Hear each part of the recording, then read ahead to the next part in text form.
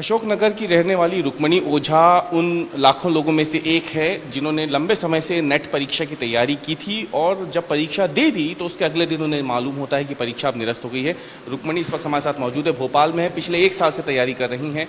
रुक्मणी, ये बताएं कि जब आपने ये फैसला किया था कि आप अशोकनगर, जो कि बहुत छोटा सा शहर है, वहाँ से बाहर निकल के आएंगी, नेट की तैयारी करने के लिए भोपाल आएंगी, तो उस फैसले के बाद कितना एक आपके साथ संघर्ष जुड़ा रहा इस नेट परीक्षा को देने तक?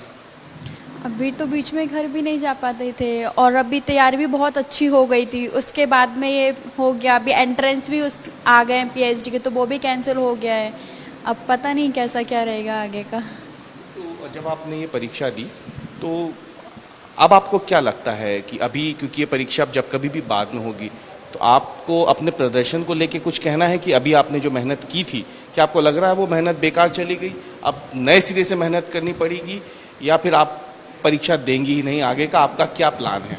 ये पेपर तो देना है, क्योंकि अभी आगे सोचा था पीएचडी करेंगे, उसके बाद में जॉब का भी अभी फॉर्म आते हैं, तो अभी फिर से तैयारी चालू करनी पड़ेगी। और ये भी पता नहीं अब एंट्रेंस दोबारा होगा भी या फिर, अब इस पे तो डाउट ही हो चुका है, तो एंट्रेंस भी अब कैंसिल सही है। अच्छा, ये बताइए कि कितना दबाव रहता है, क्योंकि इसमें लंबा समय लग जाता है, तो दो फैमिली की तरफ से भी कोई दबाव होता है कि अरे छोड़ो, अब तो नेट छोड़ो और वापस आओ, घर आ जाओ, बाकी जो घर वालों की अपनी उम्मीदें होती हैं, उस उम्मीदों का भी एक दबाव आप लोगों के ऊपर रहता है क्या?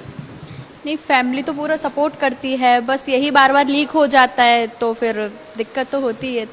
अभी अगली बार अगर ये परीक्षा होती है तो आपको क्या लग रहा है, कितनी उम्मीद है कि अगली बार अगर ये परीक्षा जब होगी, जो अब निरस्त हो गई है, तो ये पूरी तरीके से ट्रांसपेरेंट होगी, या फिर मन में कोई सवाल है इन परीक्षाओं को लेकर के आपके मन में?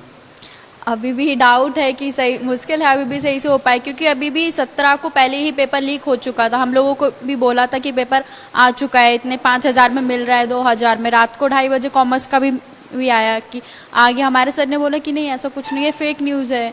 तो अभी भी हो सकता है फिर से वैसा ही हो, कुछ कह नहीं सकते हैं। तो आप रुक्मणी ओझा को आप सुन रहे थे, साफ तौर पर कहना है कि मन में अभी भी उनके कई शंका है, सवाल है इस बात को लेके कि अगली बार अगर परीक्षा होती है तो क्या वो परीक्षा पूरी तरीके से पारदर्शी होगी, क्या वो परीक्षा लीक नहीं होगी, पेपर लीक नहीं होगा? ऐसे कई सारे सवाल हैं जो अभी भी रुक्मणी जैसे कई अभ्यर्थियों के मन में उठ रहे हैं।